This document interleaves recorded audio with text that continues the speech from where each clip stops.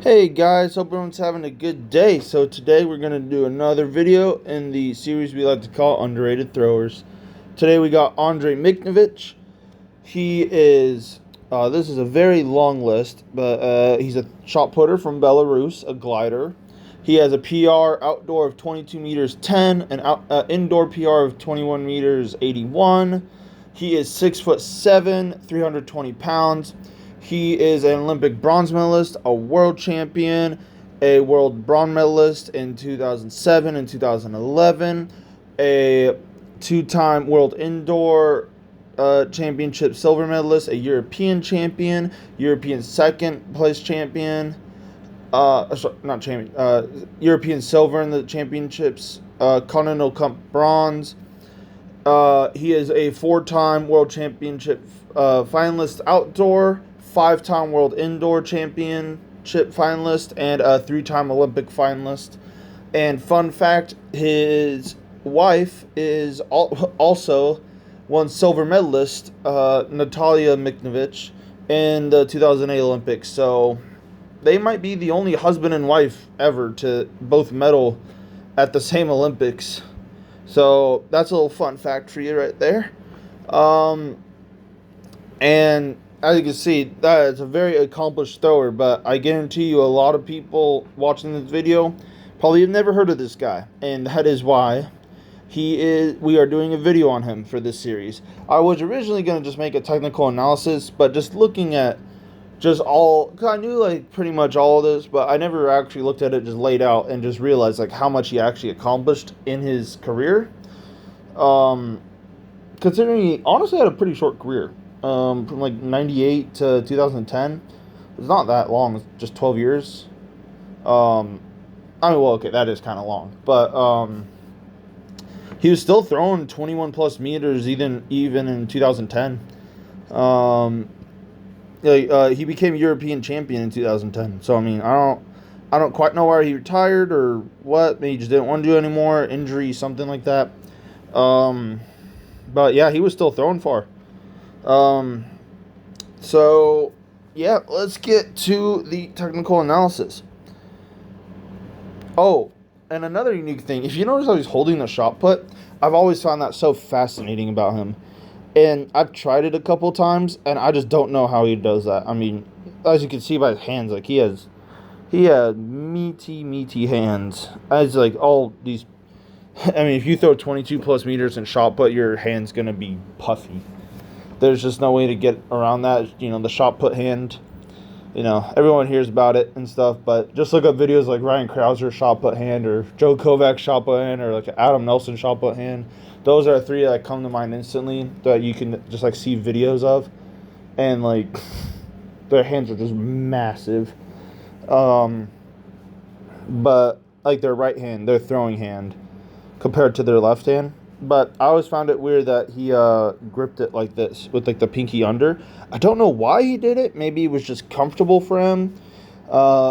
Maybe it was a thing to help him keep it in his neck because, you know, he's a glider, so he holds it super low on his neck. So maybe that's a reason. Maybe to help keep it in his neck without it like falling down. Who knows? But honestly, I tried it. It doesn't really hurt. Like I was goofing off because like when I was in high school and stuff, and I was just trying that because, you know, he was competing. Well, he already kind of competed, but you know, I liked watching like old videos of throwing and stuff. Well, at the time, when I was in high school, they weren't actually that old.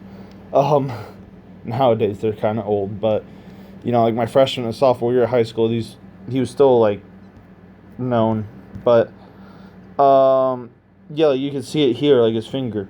But like I was saying, like it doesn't hurt that much. I don't know why it doesn't hurt, because you would think it would, but yeah, as you can see, he holds it pretty low on his neck. Classic glider hold. But yeah, let's get to it. As always, the terrible camera angle, but we're gonna just look past it. So he holds here for like a long time. Like this is not like I haven't paused this video. He just holds this for a long time. Like here, I can rewind. I do like the cinematic pan out to the camera. Yeah, like he just holds that forever. I don't know why. I personally don't like that. I like going down and then and then immediately going, just to give yourself a stretch shortening cycle. But I mean, holding it also works too, in a way, because, especially if you go down but you're kind of off balance.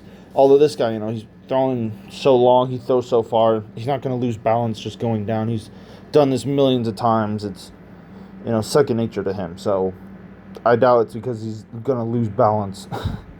I want you to take note how low he is. That's very good. How relaxed his left arm is. That's another very important thing. How long it is. All right, and as you can see, so he brings his left foot in, and then he's going to kick back out. So we're going to see that. And just notice, how relaxed he is. He's super relaxed. He's not super tense. He's kind of just letting this left arm kind of dangle. I really, really like that. Not dangle, but, it's just really loose. You can tell he's almost just kind of reaching for the ground a little bit. So he goes back up. So, okay, this is fine. So some people do this where, they go down, they pause, and then they do the stretch shortening cycle, instead of being like a David Stroll, where then, you immediately go from up, so, standing up, to down, and then go. He goes down, waits a little bit, gains composure, and then goes back up. So he's creating the cycle here, and then goes back down. And as you can see, as he's going up, he's kind of letting his left foot already go back. That's pretty interesting to me.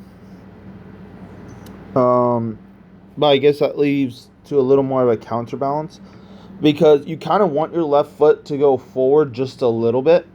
Or when I mean forward, I guess technically it'd be backwards, but I mean forward towards the front of the ring.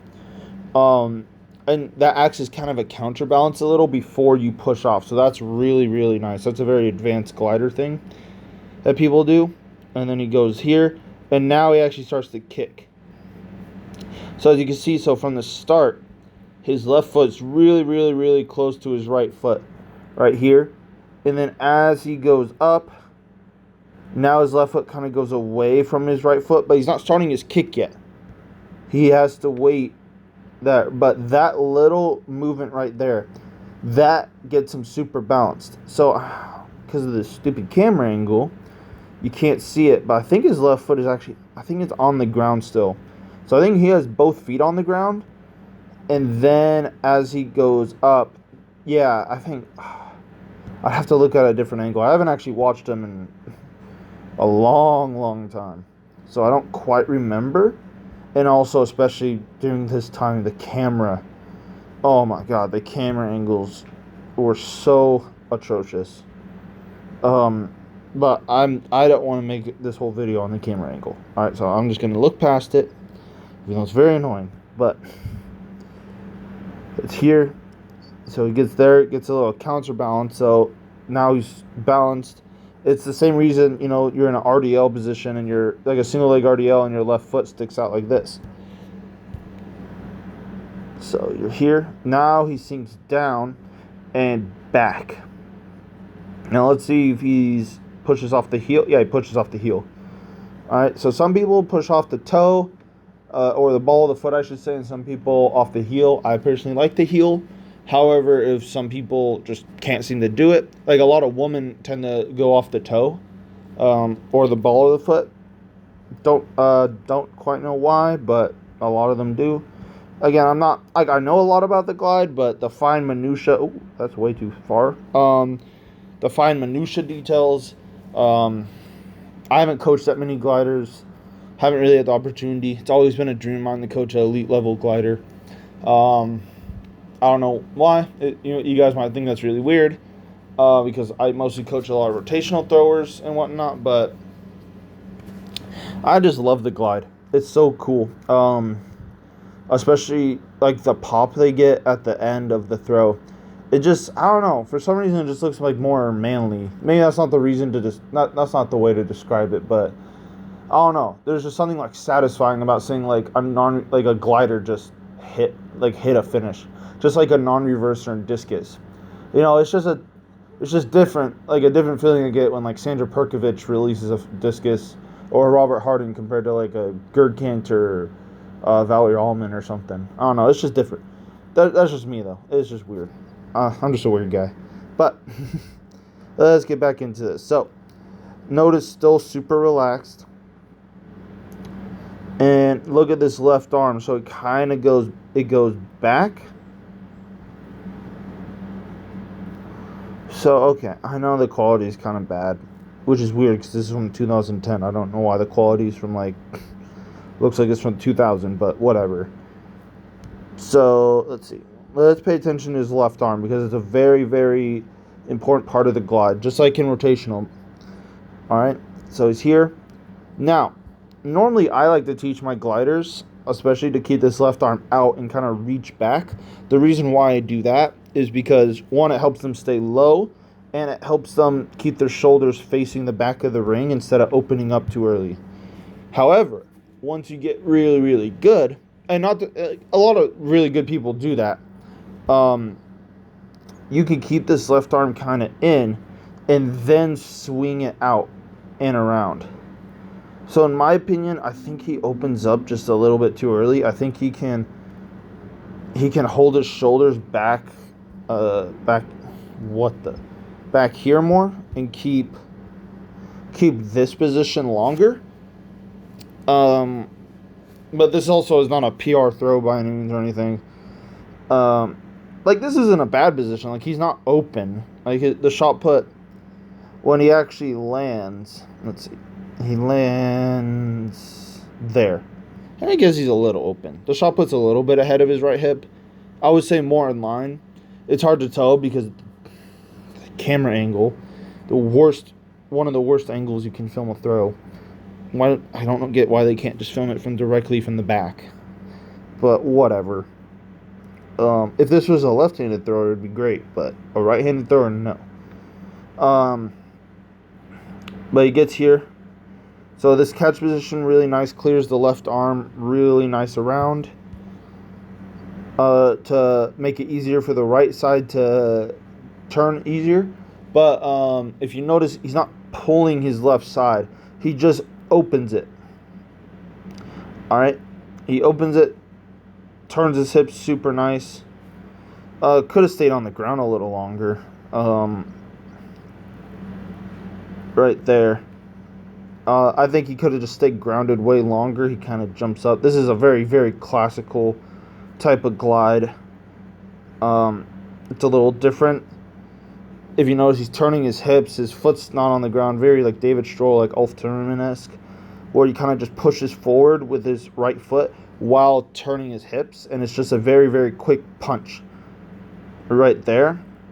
I do think he could have stayed grounded. I think his left foot is a little up too early, and he could have pushed a little more forward. Again, this is not a PR throw or anything. But, so he gets here. Left arm down. It could be out a little more. But he keeps a block very nice. Pushes all the way through. And reverses. Sticks the reverse. I think it's going to cut away so we don't... Yep, okay. Cool. So we don't get to see the actual... him saving the throw. He does save this throw. But he gets here. If you notice, he lands... I know it's kind of hard to see. But he lands with a flat right foot. Very, very nice there. We don't see the recovery. Whoa. Oh, that's the speed. Oops. That's embarrassing. Whatever. Oh my god. How do I... Whatever. I think this was the original. Okay. God. Me and technology. We don't go well together. But, let's see. Okay. So he gets there. Stop moving. Okay.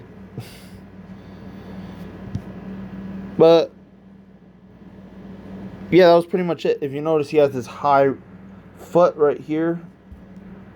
And if it actually showed him saving the throw, as you can see, like, this one frame, he's already starting to put it down. And especially in the glide and just when you're just learning how to reverse, it's good to do like glide reverses just to like feel yourself transfer all your power forward. That's not a line. Transfer all your power forward and then sink down with this right knee and just let your center of gravity go back into the center of you, and then look behind you, and then you should be fine. So when you do a reverse, land on a flat right foot, stick it, go into the toe board. Do not be scared of the toe board. That's the whole reason the toe board is there, is to help you save a throw while still going out on it. All right. The reason there's no toe board in discus is because it's a foot longer, so you don't need it compared to shot put. The ring is like a foot longer.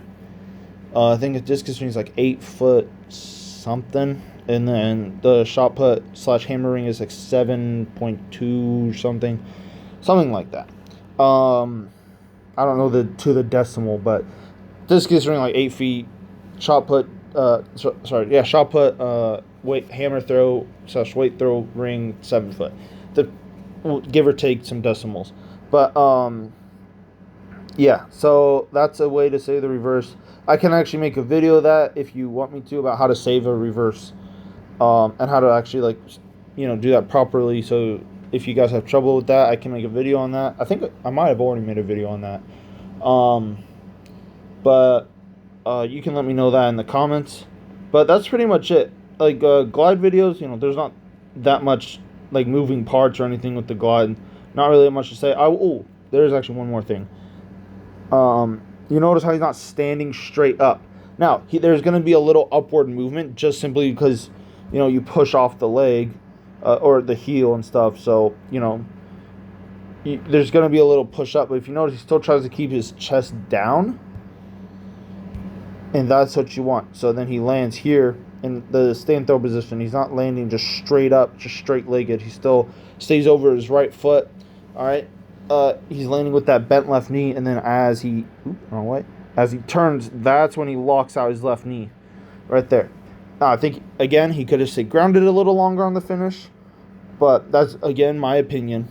I'm not saying I know more than Andrei MIKHNEVICH or anybody else. This is just my opinion and my YouTube channel. So if you don't like it, whatever. You don't have to watch the video, but yeah, that's pretty much it. As always in the series, I'll list his height, weight, personal best, indoor, outdoor, all his accomplishments and everything. But yeah, he's just a super consistent competitor.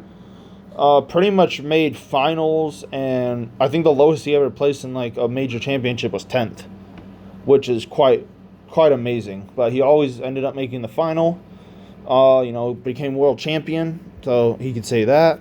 Olympic bronze medalist. The only two people being in that comp was Christian Cantwell and Thomas Majeski.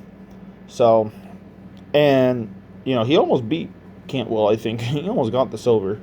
But yeah, other than that, thanks you all for watching, and have a good one. See y'all later. Bye.